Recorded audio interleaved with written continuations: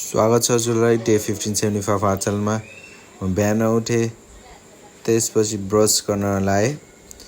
गरिसकेपछि मैले खाएँ दिउँसो खाना दाल भात अन्डा। म बिहान रनिङ जानु पाएको थिएन। त्यसपछि मैले ड्रेस लगाएर हिँडेँ अफिसको लागि। अफिस पुगेर मैले पढेँ 10 पेजेस बुक्स। अफिसको काम सकिसकेपछि हिँडेँ म रनिङको लागि।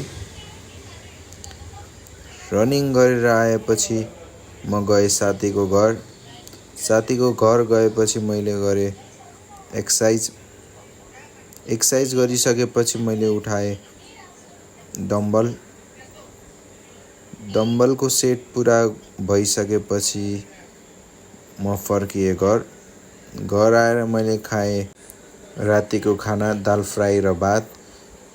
यो मेरो बडी कन्डिसन डे 16 मा भेटौँला। Thank you for watching. Bye by.